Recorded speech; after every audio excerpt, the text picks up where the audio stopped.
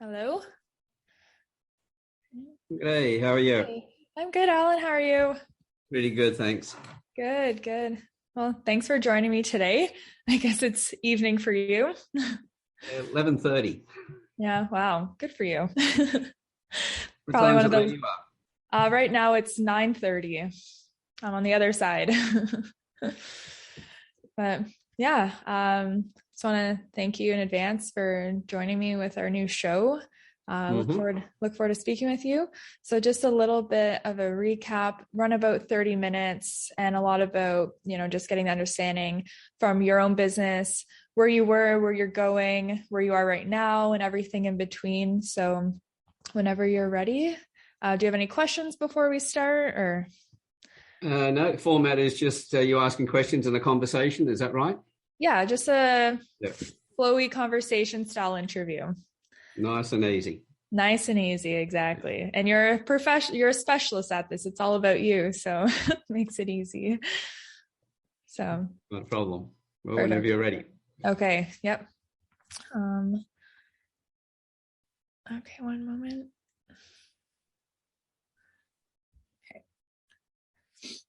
Hello, everybody. You are listening to the Startup Secrets for Entrepreneurs, and I'm your host, Shelby Oleschlager. And our mission here is to help entrepreneurs make a difference and navigate the messy world of startup and everything in between. Today, we have our special guest, Alan Steeves, is with us. And Alan, I'm really curious by your title of a communications specialist. So I would love to just dive in and get some background of what that means and how you became a communication specialist. Well, thanks very much, first of all, for the invitation to come along and have a chat with you today. It's profiling and communications is my specialty, so being able to read people, to understand their personalities, and then secondly, to be able to pick up their emotions and being able to put that all together to understand their character as well. And it's been a long process. My background is not having been very good at reading people in the first place. I started out, I went through 2 divorces, a lot of broken relationships, and even had a few business partners who emptied the bank out. So over the years, I realized I had to learn how to read people. And I've been adding more and more skills to the process over the last 30, 40 years now that I've been working in this particular area. And it's all about being able to, as I said, being able to recognize someone's personality at a glance without needing to ask them a single question. Mm-hmm. And then in that conversation, be able to change the way I like to speak to the way the other person needs to be spoken to. And at the same time, be able to pick up their emotions. Have I read them right? And are they telling me the truth? And I teach people how to do that as well. Mm-hmm. So how does that relate as far as business goes? If you're working with business people and entrepreneurs, how are you able to help them with that? Well, at the end of the day, everything we do is based on the relationships that we have. If we don't create relationships, we can't build trust. And if we don't have trust, we can't do business. So in the workplace, that comes down to finding the right staff, being able to train them into the right areas, being able to treat them in a way in which they want to stay, because one of the biggest problems today is the lack of loyalty, the amount of turnovers in business.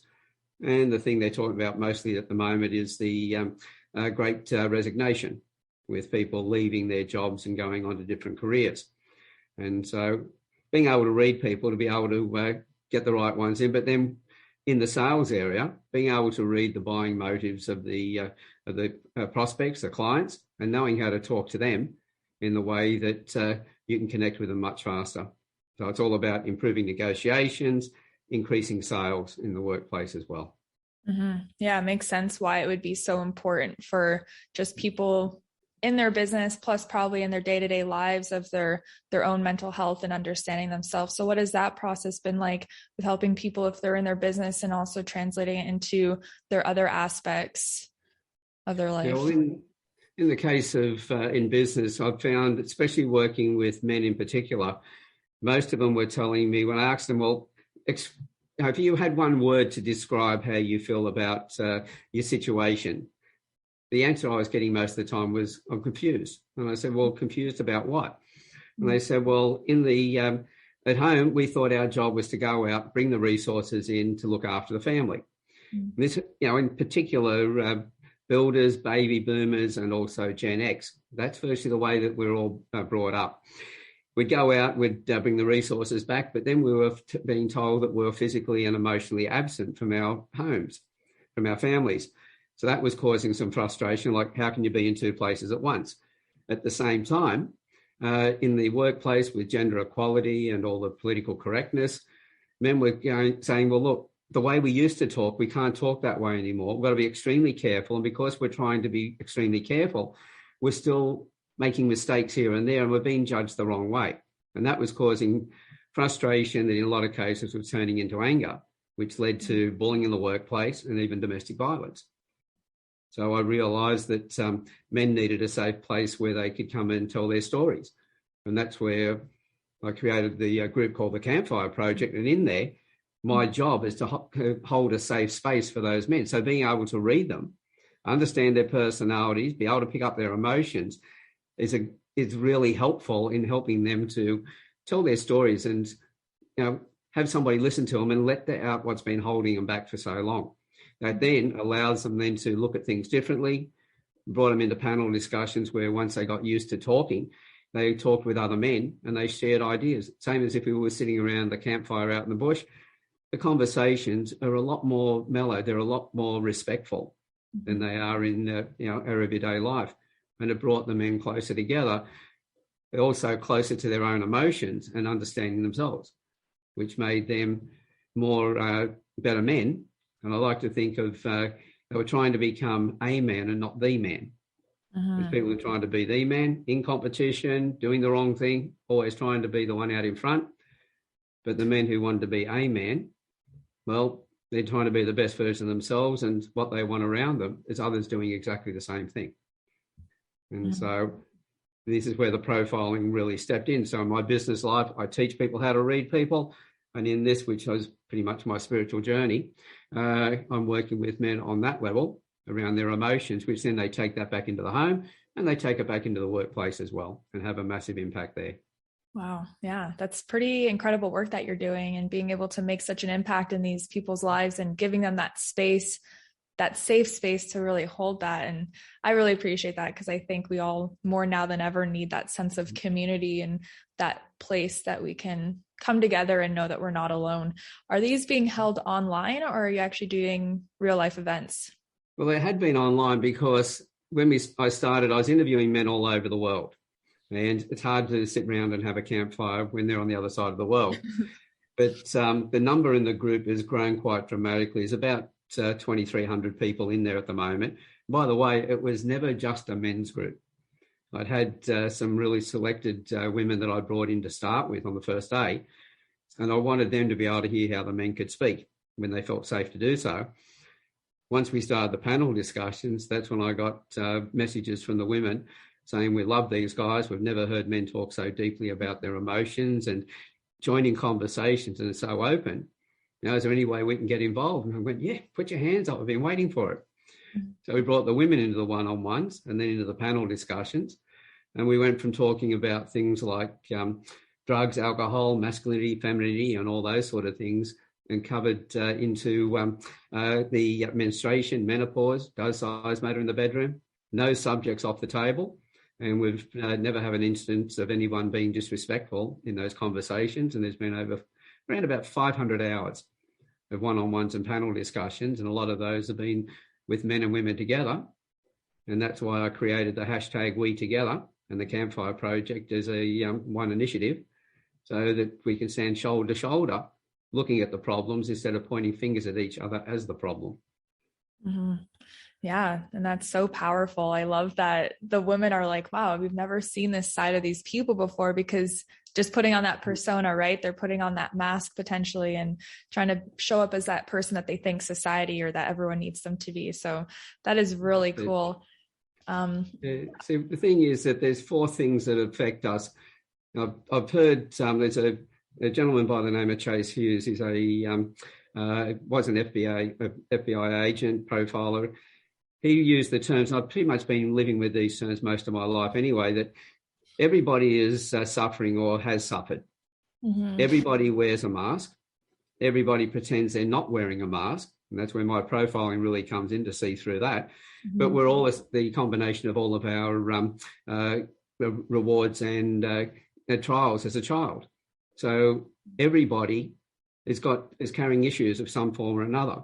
And they're all coming, most of them start in the early days of childhood, and we take them into later life. And the reason we carry them for so long is one of the reasons why it's so hard to deal with them in later life, because we never dealt with them earlier. So when I realised that everybody has got some issues, everyone's got a story, and there is no two people on the planet with the same story. So to sit down and listen to those people tell their stories, it's magic. It's a gift to be able to, for me to be able to be honoured to be able to sit down there with them and for them to share their stories. And I thank every one of them for the gift they give me every time they do it. Oh, yeah. Makes me feel in my heart just that having that gift is really, truly special, and being able to hone in on that to do this for these people is really incredible. And the fact that obviously you're getting pretty recognized with this, having 23,000 people in your group, was there 2,300 so far, but I'd like it to be 2,300. I'd love it to be 23,000. I'd be feel excited. Yeah, one day, hey, like we got time. We got lots of time. Well, that's it.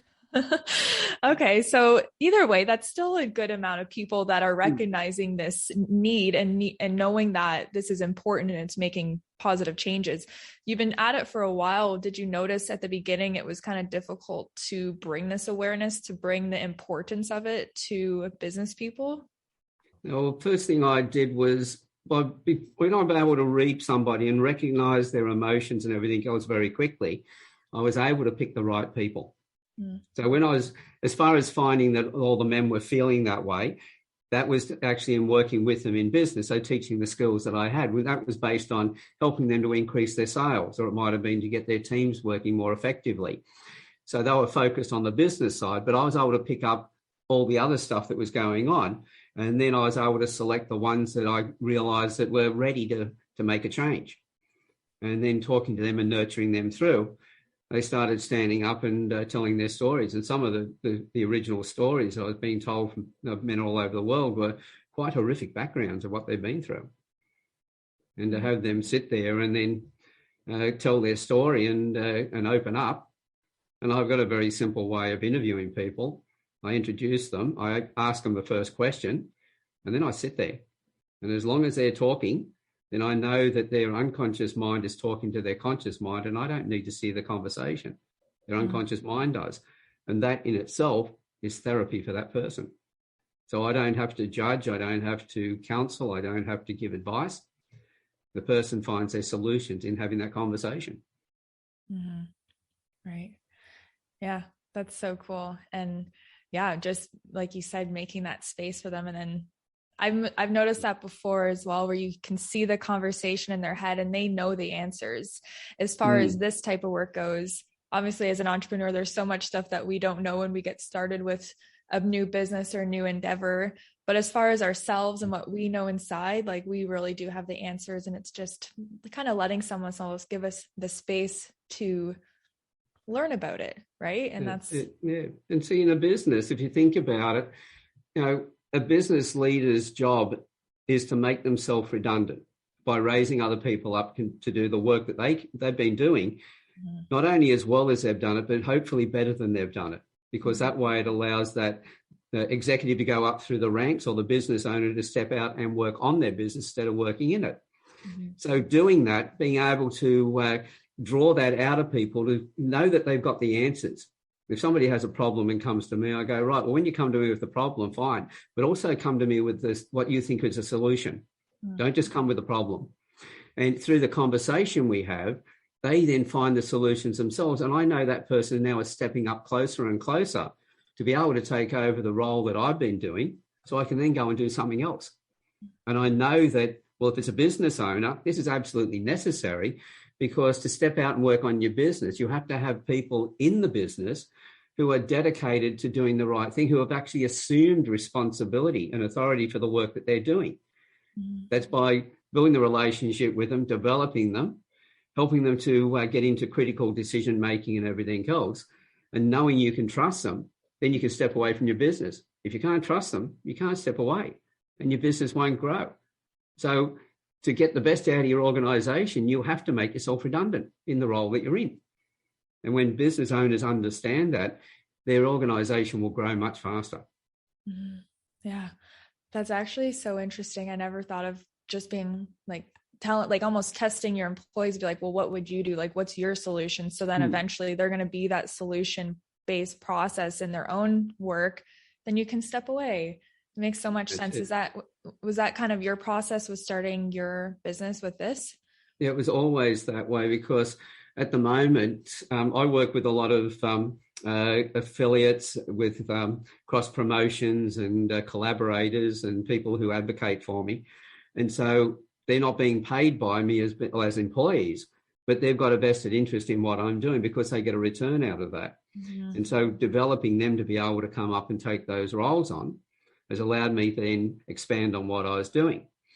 And you've always got to make that space for other people to rise up that allows you then to create something new.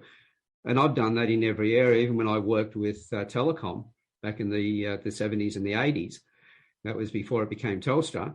I had staff. We had the highest performance in Australia in the depot in which we worked, in the computer field. And they worked their tails off. But when I took redundancy and left, half of the staff wanted to resign and come with me. So that would only happen. And my bosses said, well, what's going on? Your staff love you. The customers love you. You've got the highest performance. Is somebody fudging the figures here? And I went, no, your system records everything. There's no way of cheating that. You've heard from our customers, and you just heard half the staff want to resign and come with me. And so that was because I worked with the people, understood them, and gave them challenges in the work that they could step up, and they felt great. They got acknowledged for everything they did. So if they performed really well, I was the first one to step up with the senior managers and bosses that we had and told them who actually did the work. Mm. At the same time, if they did the wrong thing, well, I took responsibility for that because that was my job to make sure that I put the right person in the job. And that got the respect from the staff. I did the same thing in the surf club as a surf lifesaver, making sure that people stepped up and took on the role so I kept moving through the ranks. And when I left the organisation altogether, the person who took over, I actually had somebody say to me one day that they did a much better job than I did. And all I could do was smile, because that was my target. You can't leave that job where people's lives are at risk unless you've got someone just as good as you, if not better than you, to take over. Mm-hmm. I don't understand people worrying about people coming up and taking their position. I don't understand people worrying about competition either. Mm-hmm. I see competition as a possible collaborator and at least a source of new ideas, and I'm very open to share ideas with them as well. Because there's plenty of clients out there, and working together, we can even create things that are bigger than both of us individually.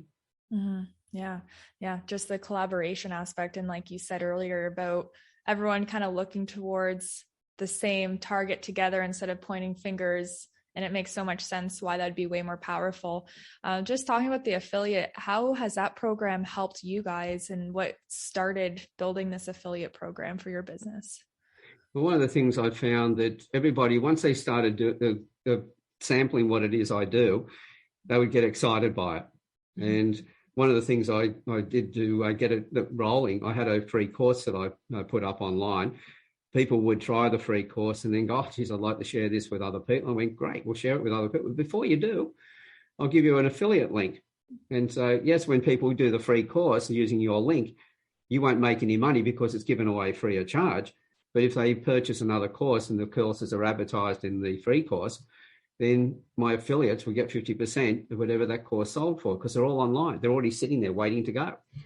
And that way, they understood how I work, because I'd sampled it. They got some results from using what they got from the course, and therefore they were value adding to their clients and their network, not just selling them something. And if the people then decided to buy something, they made money. So they were making money without selling. And so that was one of the first things that I did. But it was also then finding out who had the same clients as me. So people who were, you might say, swimming in the lanes next to me. Mm-hmm. And we would find ways in which we could collaborate. And always, whenever I went to a networking group, it was never a case of, oh, this is what I do, would you buy from me? it was always a case of, hi, tell me about what you do and how can I help you? Yeah. And people's response to that was, well, that doesn't happen. And we get into a conversation. I'd make sure that I'd find some way of being able to assist them without asking them to return it. Because most people will, through the feeling of reciprocity, they feel that they want to return it, but it's not expected of them. Because when I help somebody, I get a good feeling from having helped them. So I got paid in that moment, emotionally. Yeah. And so I give them the opportunity to do the same thing. You know, if they say, well, can I help you? I go, yeah, well, you can. Here's an idea. And I know that they're going to feel good when they actually are able to reciprocate. Yeah. And just that trust. And like you said, the relationship is so important that you build with these people. And it doesn't matter if it's your clients or, like you said, affiliate partners, just building that trust and that good relationship. Do you find that's really paid off for your success by having that approach of wanting to just give without necessarily needing to receive? Yeah, well, it's definitely paid out in the Campfire project. It's really obvious there because, well, I had a couple of years ago, my 68th birthday, I had, they pulled a surprise birthday party for me, and that was held on 7 continents. Then they got me again recently when I turned 70, and people from all over the world singing happy birthday, doing videos of thanks of what it meant to them and everything else. So I know that side of it connected with people. But I've got clients where I've worked with them with, say, they're profiling their children for them, or working with their spouse, their relationships there, their businesses. You know, I'm getting testimonials 10, 11 years, 12 years after I've worked with people, still coming in. And so I know that the work I do has the impact, but because I deliver it in a way, it's not a case of, well, I've got a service, you pay for it, and this is what I'll give you. It's a case of fully understanding what they need, then delivering to that, and I get paid because of that. It's not the other way around.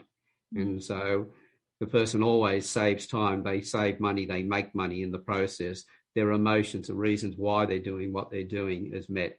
Things like the stresses and the fears that they've got are dissipated in the process as well. The problem they've had is always resolved. And for that, I then get paid. So I always look at delivering first and then receiving after that. And that's helped in building those relationships even deeper again, especially across the business field. Yeah. And it just made me think of, you're kind of approaching it with your guard down, and that's setting the tone for the room for everyone to maybe put their guard down. So I find entrepreneurs, they're always thinking that everyone's out to get them, or, you know, that they need their money, where it's like, if you approach it in that vulnerable state, people are going to almost meet you there. And I think that's super, super powerful. That's it, because when you look at it, as I mentioned, those 4 points, I know that everybody fits into that role. I know that if I'm open about my stuff, then they're going to be open about theirs. In my master programs, people always get profiled in that. We go through how to connect with some of the people in their life, with personal and business life and everything else as part of it. But as we're going through all the traits and understanding them, as I point out to them, every trait has an upside and every trait has a downside. The upsides are where our strengths are. The downsides are how we're going to get, our stresses will get pressured in different situations. We know those situations and we can stay away from those. But to make people comfortable with the fact that they don't have to be perfect, that every trait they have does have a downside. I talk about some of my traits, and I've got some doozies.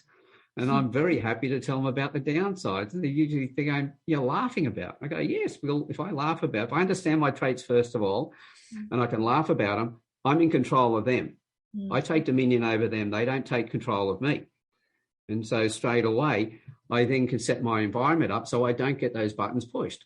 And that's how I teach people how to look at their personalities, to where they can laugh about the stuff that they used to be embarrassed to tell other people about, because everyone was trying to be perfect. They're all wearing that mask. And all of a sudden they realize they can take the mask off. And have better relationships when they do it. That's so awesome. So powerful. And yeah, I love that. If you're aware of it, I always say, like, if you are aware of it, then you can change it, or you can have control over it. And that's exactly what you're saying and what you're teaching. So there's no doubt that you're definitely onto something with this. You've built this reputation. You have all these people that are loving it, wanting to learn more. So with that, what do you think, like, let's say your next year, what are some of your goals moving forward, either with the Campfire project or just in general with your business, what are some of your yearly goals next year? Well, with the Campfire project, it's going to grow that bigger again. There's a number of people who have stepped up and started running the one-on-ones and running panel discussions. We've had a number of charities that have now sort of come out of the Campfire project as well. Two of the guys have put together a business called the Business of Smiles. They work with starting conversations around mental health, and they're about to run from Sydney to Melbourne, which is 1,300 kilometres, stopping at all the villages on the way and handing out bright yellow socks with little black dots on them. The story of that is little black dots, the tough times you're going to go through in your life, you're not going to get out of them, they're going to happen. But the yellow is the warmth of the winter sun, the camaraderie, the right support that you'll have around you. And they give these socks to people and start conversations about mental health. And the impact that they're having has been massive already, and they're about to do this major run in October. So that's in the Campfire project. In my business, my target now is to create and train my competition. And the way I look at that is there's a lot of people out there who would benefit from having the skills, receiving them, etc. Now, I want to make sure that more people have the skills, can go out and then work with those people, but they have to be doing it right. So I really feel that I've got a moral obligation to train them. So I've just had quite a number of my courses now recognised as certified learning solutions, which means they're available for all businesses across Australia and Asia for anybody who also needs to get, any company or any person can do them.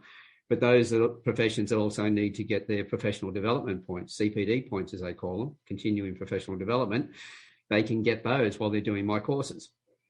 And the next thing from there is to then get those courses recognised as what we call certification for courses here in Australia, as diplomas at TAFE, which is like our colleges, and also as units in university degrees, because I want to get this into the hands of school teachers. Because every school teacher I've worked with and parent who's applied the skills, the relationship with their children has been improved out of sight. And I've just taken on a business partner who is my 13-year-old granddaughter. When she was 11, she started learning how to read people. And over the last 2 years, every weekend we'd get together, and she's been doing her homework, has been putting information together on the different traits and how they work together and what situations would trigger somebody and all the rest. And she's now featured in my new master manual that was written over Christmas. So she's been contributed to that. And we're putting together some flashcards where people can have the picture on one side, the trait we're looking at, the physical feature, what it means on the back, how to read it, and how to talk to that person. And she's developed all the back of those cards. I've just got to find the faces and put the what trait or what physical feature we're looking at. And so she's my business partner on those. That's so awesome. Must run in the family. And this is the thing, I also do a lot of mentoring with boys as well, helping them to, especially those who are without fathers, to, come up into the stage of going from boyhood into manhood, because in most cases, the rite of passage doesn't exist for males.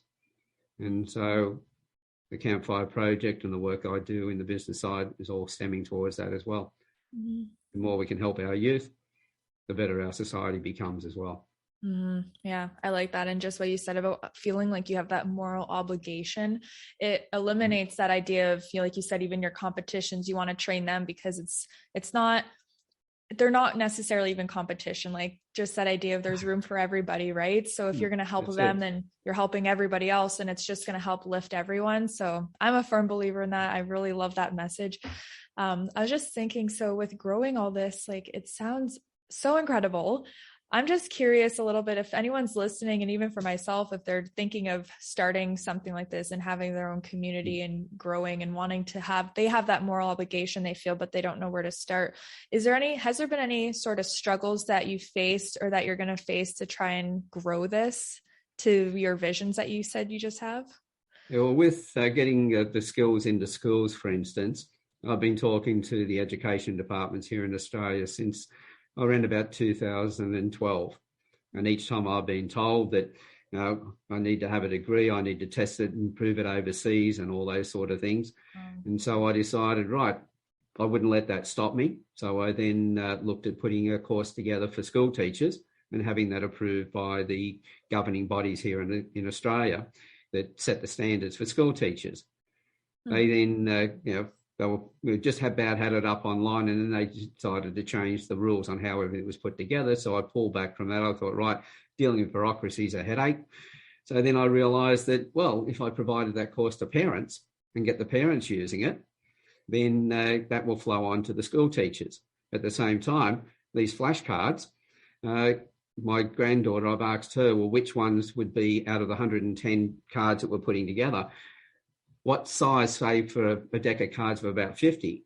Which traits did she realise that I believe the other kids would love to use as well?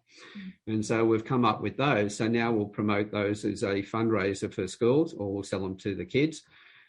Once this is where it's going to get funny, because one young guy who was 14 who I trained, I asked him how he was using it after he did the master course. He said, I've been profiling the school teachers. And I said, well, how's that working for you? He said, I know which ones to stir, he said, and which ones to leave alone. So I'm stirring them more than I've ever stirred them before in my life and getting in nowhere near as much trouble.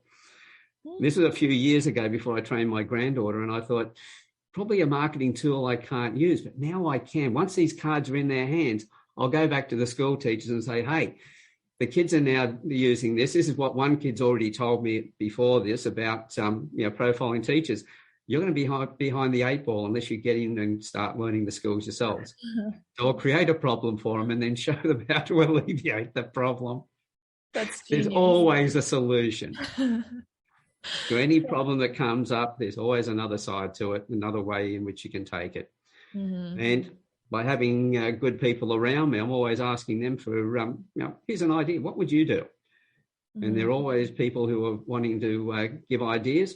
We brainstorm those, and away we go. And I recommend anybody in business, get good people around you, not just advisors, but, get good advisors, but also get your staff, incorporate them and ask them for their ideas as well, because they're the ones dealing with your customers. They're on the front line. They know the problem.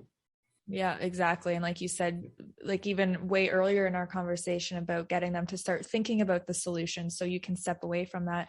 How has that process been with your staff training and just getting better processes to get them up and running if you are hiring people? Well, with your hiring people, anybody you've got in your staff, if you're able to talk to them the right way, you're going to improve the relationships with them. You're going to find that their loyalty will escalate very quickly. When it comes to hiring the right people, the facial features tell me how, and this is what, I know a lot of people, once they heard facial features, think this sounds a little bit woo-woo, that your face can tell me your personality. But if you lift weights, like bicep curls, you build your muscles in your arm. We also know that everything we feel inside, we express outwardly. That's why the body language and the micro expressions work so well, and why the psychologists are using those techniques. You put those together while you're thinking and concentrating, you're pulling expressions. And those repetitive movements of the muscles in your face, there's a history of how you like to think and process. So I've got your personality. So if I got your photograph, I'll look at your LinkedIn profile, for instance, and look at what you've written about yourself and know whether you wrote your CV, your about section, or somebody else has done it for you. At the same time, I can see what tasks and what areas of work will suit you. I know that if you're taking a leadership role, you've been in charge of teams, I can then show you how to actually build better relationships with them as well, how to get the best out of them. And knowing that if you've got all the domineering, very strong traits that may terrify them and push them back through their fear of how you come across, I can teach you how to look at that as well, so you can build that relationship with them so that your teams really step up and take on the roles. So everything is there in the face. Yeah. Do you have a bit of a course for people that you're, like, if you're hiring someone, do you want them to take your courses as well? Well, that'll be part of the process. They're always going to learn, because anybody who's doing anything with me will learn all the how to read the traits. If any, as far as the community out there goes, I've got everything from online courses. I do individual profiles for people, so that might be for themselves, it might be for their partner, it could be for understanding their children, so profiles of their kids, or it could be looking at staff members and how they can improve relationships with them. So especially if somebody's doing a master course with me, one of the things as part of the course is applying everything, which means, yep, let's look at some of the people that you want to build relationships with. They'll profile their spouse, they'll profile their kids, and they may have come to me to improve their connection with their customers or improve sales, but they'll always walk away going, God, I'm using this in every part of my life. I've got a better relationship with the spouse. I'm understanding the kids better.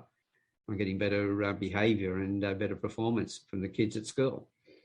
And so, as I said, relationships are the foundation of everything we do in life. And once you learn it in one area, it's not long before you're applying it in every area of your life.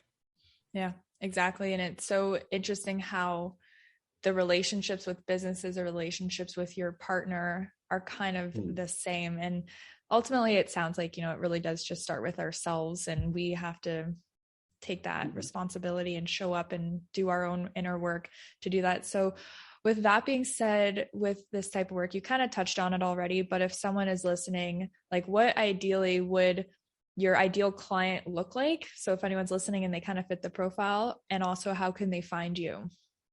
Okay, well, when it comes down, people talk about what's your niche. I say, well, my niche is very simple. It's relationships.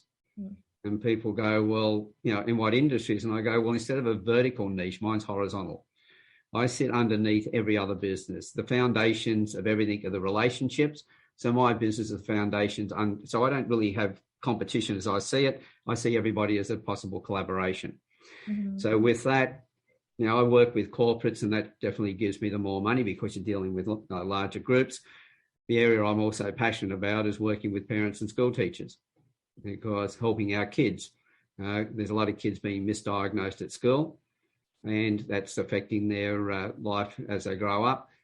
The more the parents and the teachers understand them, the more effective they can then help those children to reach their goals and have a happier and healthier life. And so I love those areas. So that's one of the reasons why I do the personal profiles. I have the online courses, but I've also got the master program. So I always tell people, instead of just talking about those 3 products or services that I deliver, the 3 pillars I work with is personal and family, your workplace relationships, and thirdly, your sales. And then in each of those 3, it can be a combination of those other skills that I talked about: personal profiles, online courses, and master programs. And so my ideal client is somebody who really just wants to really change their, improve their relationships. I know that they say that our best avatar is ourselves. Somebody who is just like we used to be, because most people go into a career because they weren't very good at what they were doing, or they have a need to receive in that area themselves, and that's why they got involved in it.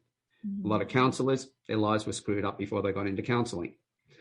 And so that sort of thing. So you look at me and my background, shocking with relationships and everything else.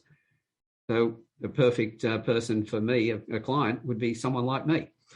Somebody who is trying to get their life together, who might be raising their children on their own, who is trying to get their business going. Main focus is somebody who wants to move forward and wants to do that by helping other people to move forward. Yeah. The group effort. And it's so true. It's like you 10 years ago is the ideal client. And I totally relate with that, with like my own work and stuff. It's literally because I struggle a lot is the reason that I'm able to help these people, because it's like, I learned from that. So it's, it's you years ago going through that is the ideal client. So yeah, that's why we're here, right? Is because that we know that we learned something that we can help people and share those messages. So that's it. But the easiest way people can find me is through my website, which is my name, alanstevens.com, and then .au for Australia. Alan, A-L-A-N, and Stevens, S-T-E-V-E-N-S. The other thing, if they want to find out about the Campfire project, well, it's thecampfireproject.com.au. We'll take them to the website. That will then direct them to the Facebook page of the YouTube channel that we have, and we'll explain how the one-on-ones work, the panel discussions, and everything else. And if anybody can remember my website, alanstevens.com.au, put the / after it and the word free, F-R-E-E, they can download the free course, and in 28 minutes, pick up some tips they can go and apply straight away, and they can test it for themselves and see whether what I've been talking about works.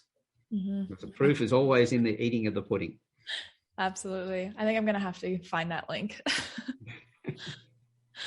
Need to see what it's all about. But yeah, that's awesome. Just to wrap up, I just want to say thank you so much for sharing some of your wisdom and your work with us today. This has been really awesome and definitely learned a lot. Thank you very much. It's been a pleasure being here. Appreciate it. Yeah, you're welcome. Okay, I'm just going to